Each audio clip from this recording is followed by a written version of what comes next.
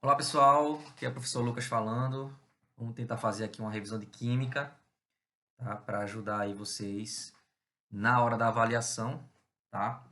A gente vai tratar aqui dos assuntos da terceira unidade, que é basicamente aquela parte de grandezas químicas, estequiometria, balanceamento e a parte de distribuição eletrônica e tabela periódica, certo?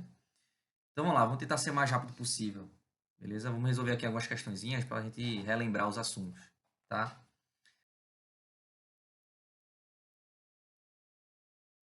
A primeira questão está aqui. Sabendo que a massa atômica do magnésio é igual a 24 unidades, determine a massa em gramas de um átomo desse elemento, dado o número de Avogadro igual a 6 vezes 10 elevado a 23. Então, vamos lá, pessoal. Vamos lembrar aqui que um átomo... Deixa eu colocar aqui a canetinha.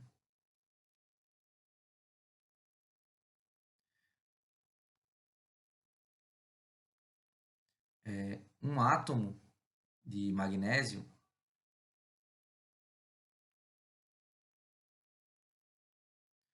Vou colocar aqui, ó. Vamos dizer assim, um mol de átomos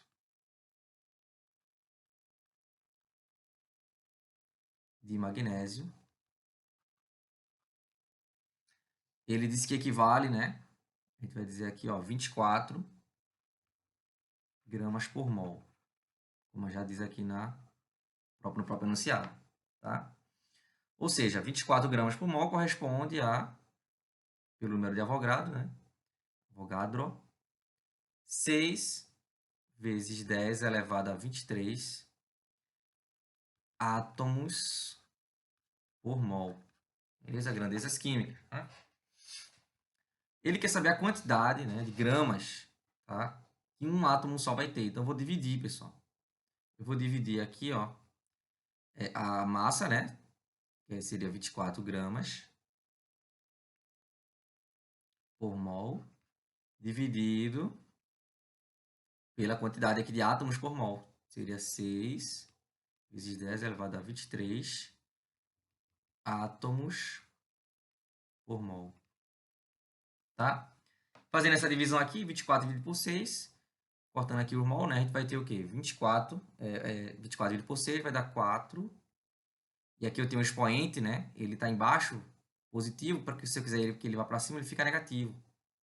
Então vai ficar 10 elevado a menos 23 gramas. Tá? Um átomo de magnésio tem 4 vezes 10 elevado a menos 23 gramas. Determine a massa da molécula de glicose. E aí tem a fórmula molecular de C6H12O6. E a da molécula da água, que é a H2O. Compare os resultados. Dados as massas atômicas, o hidrogênio é 1, o oxigênio é 16 e o carbono é 12. Vamos lá. A massa molecular, pessoal, muito simples, tá? Fazer esse cálculo. Então, para a glicose, vou colocar aqui, ó. A glicose seria a massa molecular, vai ser igual. Só multiplicar. Se o carbono é 12, eu tenho 6 carbonos, então vai ficar 6 vezes 12. Mais, somar, né? 12 vezes 1 de hidrogênio, né? Mais 6 vezes o do oxigênio, que é 16.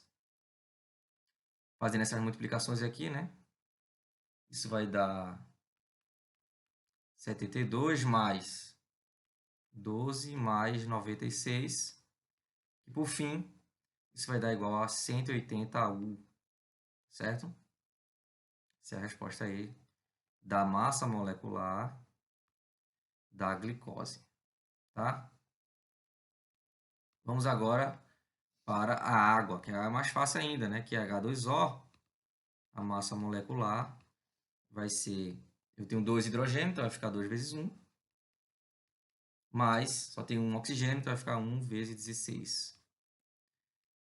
Multiplicando aqui vai ficar 2 mais 16, logo eu vou ter 18U, tá? Logo a gente pode dizer que a massa molecular, né? A massa molecular da glicose, C6H12O6, é muito maior, né? bem maior, né, do que a massa molecular da água. O peróxido de hidrogênio é um composto químico que pode se decompor, formando água e oxigênio.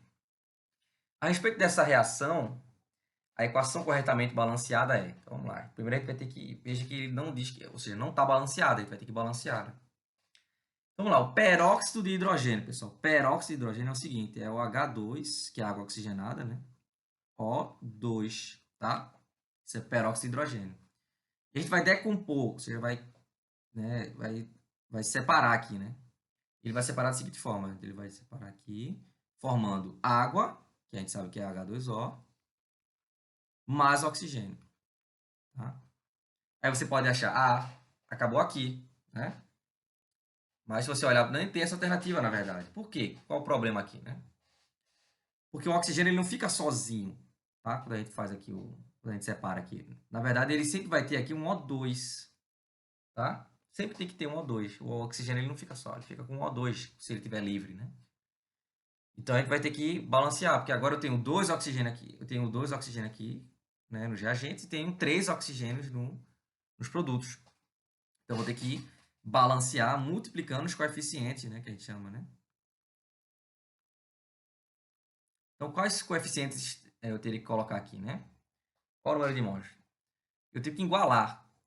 Por exemplo, aqui eu tenho 2 hidrogênio, aqui eu tenho 2 hidrogênio, então tá ok. Aqui eu tenho 2 oxigênio, aqui eu tenho 3 oxigênio. Então, eu tenho que resolver isso, né? O que é que eu vou fazer? Vou multiplicar aqui por 2. Aí eu vou ter 4 hidrogênio e 4 oxigênio. Se eu multiplicar aqui por 2, né, vai ficar 4 oxigênio, só que mais um daqui vai ficar 5. Então, não é interessante multiplicar aqui por 2. É interessante multiplicar aqui por 2, certo?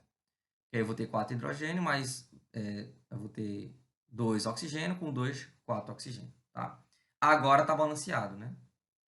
Aqui está balanceado, beleza? Qual seria a resposta correta disso aqui? 2H2, O2, 2H2, né? Então, próxima questão. Qual é a quantidade de matéria de gás oxigênio necessária para fornecer 17,5 mol de água, H2O vapor, né? Na queima completa do acetileno, C2H2 gasoso, tá? Então vamos lá, isso é uma reação de queima, ou seja, uma combustão, né? Então, como é que seria aqui a nossa reação química, né? Vamos lá. Então, primeira coisa, eu vou ter aqui o C2H2 gasoso. Se há combustão, há uma queima, né? Então tem que ter o nosso oxigênio, né? Que ele sempre fica O2, tá vendo? Gasoso. Na combustão, pessoal, isso vai liberar o quê? Na queima, né? CO2, que é o gás carbônico, né? Nessa reação aqui, então vai ter CO2 e água, tá? Então, gás carbônico, né? Na combustão, mais água, né? O vapor. Ele disse aqui, ó, né? Vai gerar água, vapor. Tá? Só que se a gente parar para ver aqui, isso não tá balanceado, a gente vai ter que balancear, né? Isso aqui é só questão de estequiometria, pessoal. Primeiro tem que tentar ver se a equação está balanceada para depois fazer as contas, tá? Então, primeiro a gente tem que balancear. Então, vamos lá. Para balancear isso aqui, eu preciso ter a mesma quantidade de carbono e de hidrogênio e de oxigênio, né? Então, aqui eu tenho 2 carbonos aqui nos reagentes e tenho um apenas no produto. Tenho 2 hidrogênios no reagente, tenho 2 hidrogênios no produto, 2 oxigênios no reagente e tenho 3 oxigênios no produto. Então, a gente tem que resolver isso aí, né?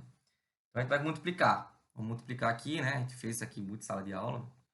Então, vou multiplicar aqui por 2, tá? Que aí eu vou ter 4 carbono, 4 hidrogênio. E vou multiplicar aqui também por 2. E aí eu resolvo o problema do hidrogênio, né? Vou ter 4 hidrogênio. Só que agora eu vou ter 2 oxigênio aqui, com 2 oxigênios aqui, eu vou ter 4 oxigênio. Né? E mesmo assim, aqui eu só tenho um carbono e aqui eu tenho 2 carbonos. Aqui eu tenho 4 carbonos, então se eu multiplicar aqui por 4, eu vou ter 4 carbonos, então resolve o problema do carbono. E o do hidrogênio já está ok, só falta o problema agora do oxigênio. Então, aqui eu tenho 4 vezes 2, 8 oxigênio, mais 2 daqui. Eu vou ter 10 oxigênio. Então, eu preciso de 10 oxigênio também nos reagentes. Então, basta multiplicar por 5, que aí eu vou ter 10 oxigênios também nos reagentes, tá? Se você contar aí a quantidade, né, de carbono, hidrogênio e oxigênio, vai estar igual tanto nos reagentes quanto nos produtos, tá? Agora sim a gente pode fazer a estequiometria do problema, tá? Como é que seria? Ele quer saber o quê? Ele quer saber a quantidade de matéria de gás oxigênio necessária para fornecer 17,5 mol de água, tá? Então ele quer essa relação, ele quer quantos mols de oxigênio, de O2, tá? Mas eu sei que se eu tiver 5 mol de O2 gasoso, eu sei que isso me fornece quanto de água? 2, né? Pela própria reação química que a gente acabou de fazer. Isso me dá 2 mol de água, vapor. Pela própria reação aqui, tá? Só que ele quer saber o quê? Quantos mols de oxigênio isso vai me dar 17,5 mol de água vapor. Vapor de água, né? Pronto, agora sim a gente pode fazer a nossa regra de 3, né? Meio pelos extremos aqui, né? A gente vai ter que 2x é igual a 17,5 vezes 5. Isolando aqui o x, a gente vai ter 17,5 vezes 5 dividido por 2. Isso vai dar um valor de... Mais uma de estequiometria. Essa é um pouquinho mais complicada. Tendo por referência a reação química balanceada, aí embaixo, qual é o volume de oxigênio necessário para reagir com todo o cloro? Considerando-se que se parte de 20 litros de cloro gasoso medidos em condições ambientes de temperatura e pressão. Considere o volume molar de 25 litros por mol nas condições de CNTP. A equação já está balanceada, pessoal. A gente não vai ter problema de balancear aí, tá? Ele diz que 2 mols de cloro, né? O que é a reação está dizendo aqui, né? Que 2 mols de cloro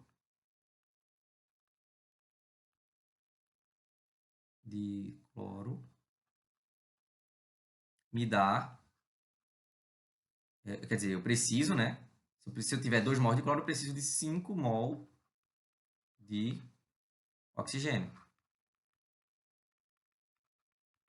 É isso que está na equação, na reação química aí. Só que a gente sabe que ele diz assim, ó, pela CNTP, né, condições normais de temperatura e pressão, 1 mol corresponde a 25 litros, né? 1 mol, é o que está dizendo aí, né? É igual a 25 litros, tá? Corresponde a 25 litros, volume, né? Logo, a gente já pode pensar, né? Logo, se eu tiver 2 mols de cloro, vai me dar quantos litros? Se é o dobro, né? Eu vou ter 50 litros, né? É o dobro, né? E se eu tiver 5 mols de oxigênio, vai ser 25 vezes 5, que dá 125 litros. Né? Pronto. Agora que eu tenho a quantidade de volume de cloro e de oxigênio, eu posso descobrir agora quantos litros de O2 eu preciso para fornecer 20 litros de cloro. É isso que ele está interessado. Né? Vamos fazer a regra de 3 aqui. Ó. A gente sabe que 50 litros de cloro,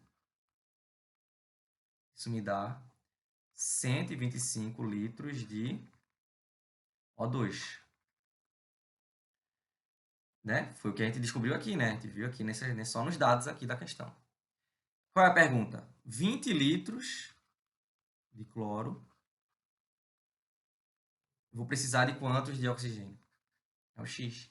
Regra de 3, tá? Isso vai ficar aqui meio pelos extremos, né? Vai ficar 50x é igual a 20 vezes 125. 20 vezes 125 dá 2.500. O 50 está multiplicando, passa dividindo. Isso vai dar um valor de 50 litros. Ou seja, se eu tiver 20 litros de cloro, eu preciso de 50 litros de oxigênio. Tá? Então a resposta é letra C. Beleza? Questão 6. Vamos agora falar dessa questão de distribuição eletrônica. Tá? Sendo o subnível 4s elevado a 1, com 1 elétron, o mais energético de um átomo, podemos afirmar que... Tem 3 afirmações aí, vamos ver qual é a verdadeira. Né? Quais são as verdadeiras. A primeira diz que o número total de elétrons desse átomo é igual a 19. A segunda afirmação diz que esse átomo apresenta 4 camadas eletrônicas. E a terceira diz que sua configuração eletrônica é 1s2, 2s2, 2p6, 3s2, 3p6, 3d10, 4s1. Como é que a gente sabe quais são as verdadeiras e as falsas? Vamos começar aqui pela primeira. Vamos tentar descobrir aí se ele realmente tem 19 elétrons. Então a gente vai fazer aqui o diagrama de Pauling, né? Para ver se ele realmente tem 19 elétrons. Tá? Ele diz que o número atômico, ele não diz, né? Ele quer saber se o número de elétrons é 19. Vamos fazer aqui o diagramazinho, né? Que é 1s2, né? Até chegar no 4s1. Que aí a gente para, que já que esse é o mais energético, né? Como é o mais energético, a gente vai tentar aqui, ó, chegar nele. Vamos tentar chegar nele aí. Ele tem 19, né? Vamos ver se ele tem 19 elétrons, né? Seria 1s2, 2s2, a segunda camada 2p6, né? 3s2, 3p6. Lembra-se, né, que aqui a camada K tem 2 elétrons, a camada L tem 8 elétrons, a camada M tem 8 elétrons, né? Como já está acostumado. Então, e aqui, ó, 4s1, né? Esse é o diagrama aqui que a gente fez. Então, ó, então seria aqui, quantos elétrons a gente tem aqui, né? A gente vai ter 2, né? Aqui a gente vai ter 2 elétrons, 8 elétrons, 10, mais 8, 18, mais 1, 19. Então, realmente, ele tem 19 elétrons, né? Aqui ele vai ter 2, aqui tem 8, aqui tem 8 e aqui tem 1 só. Somando aqui, né? Isso dá 19 elétrons. Realmente ele tem 19 elétrons. Tá? Então aqui é verdadeiro. Beleza? Agora aqui, esse átomo apresenta 4 camadas. Ó, aqui já diz o número de camadas, né, pessoal? Aqui a gente tem a primeira camada, segunda camada, terceira camada, quarta camada. Então, sim, ele tem 4 camadas eletrônicas. Né? Só que a última camada, a camada 4, só tem um elétron. Né? Agora ele quer saber se a configuração eletrônica é isso aqui. Tá? Ó, pessoal, se a gente fizer aqui a distribuição eletrônica, como é que seria? Se a gente pegar aqui do diagrama mesmo, já dá para fazer. Ó. Seria 1s2, 2s2, 2p6, a segunda camada.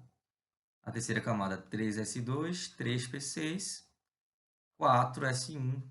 Né? Então, não tem esse 3d10 aqui. Ó, tá? Não existe isso. Beleza? Então, é que se você fizer a soma aqui, ó, seria aqui 2... mais 2, mais 6, mais 2, mais 6, mais 10, mais 1, e daria 29 elétrons. E a gente sabe que não tem... Sétima questão. Um átomo cujo número atômico é 18 está classificado na tabela periódica como? E agora, né? Como é que eu sou o seu número atômico? Como é que eu vou saber a tabela? Eu não lembro da tabela, eu não sei decorar da tabela, né? Não tem problema nenhum, pessoal. Vamos fazer aqui a distribuição eletrônica desse átomo e tentar ver ali qual é. Já dá para ter uma ideia ali só da distribuição eletrônica, porque para isso que serve a distribuição eletrônica, né? Para a gente entender como é que funciona a tabela periódica. Então vamos lá, ele diz que se o número atômico é 18, pessoal, ele tem 18 elétrons, tá? Então ele possui, esse átomo aí possui 18 elétrons, tá? Então, fazendo a distribuição eletrônica, né, seria 1s2, primeira camada, tem 2 elétrons. Na segunda camada, 2s2, 2p6, aqui a gente já tem 10, né? Na terceira camada, seria 3s2, 3p6. espera aí. Eu vou ter aqui, ó, quantos elétrons aqui, ó? 2 mais 2, 4, mais 6, 10, mais 2, 12, mais 6, isso dá 18 elétrons, né? Tá completinho aqui, ó. Significa o quê? Que essa última camada aqui, pessoal, né? Vocês repararem aqui, essa última camada aqui, a terceira, chamada camada de valência, né? Que é a última camada, está totalmente preenchida. Então, a camada de valência... Então, lembre-se, camada de valência é a camada externa, né? A mais externa, tá? A camada de valência está totalmente preenchida, né?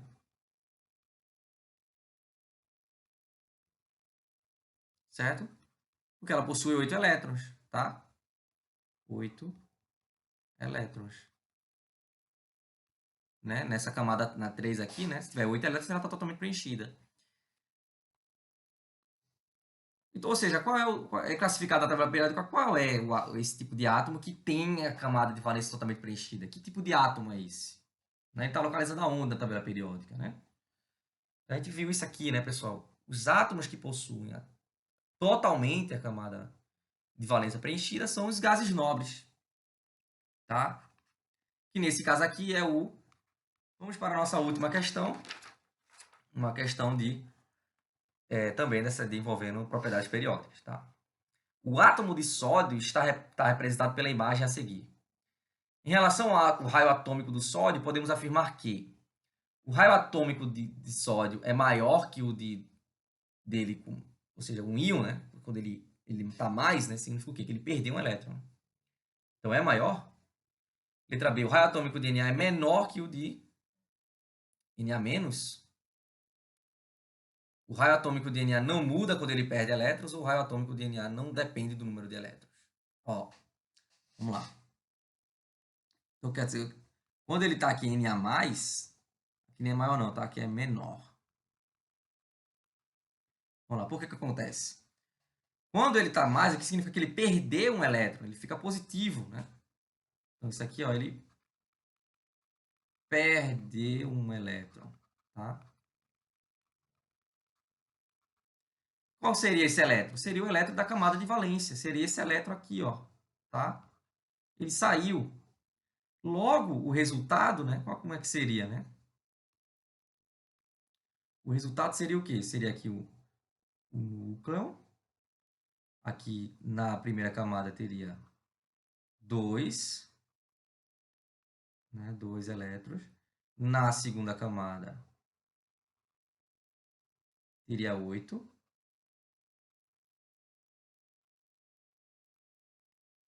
Como está representado aí.